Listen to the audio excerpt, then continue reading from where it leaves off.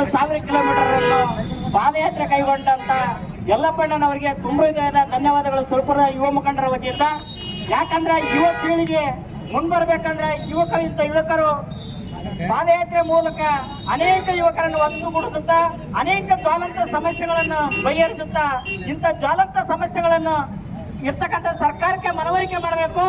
ಏನೇನು ಸಮಸ್ಯೆಗಳು ಹೈದರಾಬಾದ್ ಕರ್ನಾಟಕದಲ್ಲಿ ಅಂತ ಸಮಸ್ಯೆಗಳನ್ನು ಸರ್ಕಾರಕ್ಕೆ, ಕೇಂದ್ರ ಸರ್ಕಾರಕ್ಕಾಗಿರ್ಬೋದು, ರಾಜ್ಯ ಸರ್ಕಾರಕ್ಕಾಗಿರ್ಬೋದು, ಅನೇಕ ಶಾಸಕರಿಗೆ ಇದು ಮನವರಿಕೆ ಆಗಬೇಕಾಗಿದೆ. ಯಾಕಂದ್ರೆ ಬಂಧುಗಳೇ, ಯಾಕಂದ್ರೆ ಹೈದರಾಬಾದ್ ಕರ್ನಾಟಕದಲ್ಲಿ ಜ್ವಾಲಂತ ಸಮಸ್ಯೆಗಳು ಸಿಕ್ಕಾಪಟ್ಟೆ, ಆಸ್ಪತ್ರೆ ಆಗಿರ್ಬೋದು, ಶಿಕ್ಷಣ ಆಗಿರ್ಬೋದು, ಇನ್ನು ಅನೇಕ ಜ್ವಾಲಂತ ಸಮಸ್ಯೆಗಳು ನಮ್ಮ ಹೈದರಾಬಾದ್ ಕರ್ನಾಟಕದಲ್ಲಿ ತಾಂಡವಾಡ್ತಾ ಇವೆ.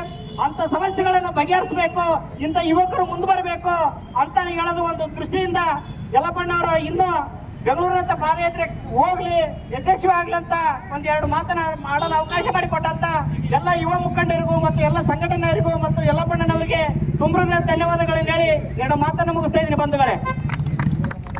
ಈ ಒಂದು ಸಂದರ್ಭದಲ್ಲಿ ತಮ್ಮ ಅನಿಸಿಕೆಗಳನ್ನು ವ್ಯಕ್ತಪಡಿಸಿರ್ತಕ್ಕಂಥ ವಿಶ್ವ ಹೊಂಟೂರು ಅವರಿಗೆ ತುಂಬ ಹೃದಯದ ಧನ್ಯವಾದಗಳು. ಅದೇ ರೀತಿಯಾಗಿ ನಮ್ಮ ಸುರಪುರಿನ ವಿದ್ಯಾರ್ಥಿ ಬಳಗದ ವತಿಯಿಂದ ತಿಪ್ಪಣ್ಣವರು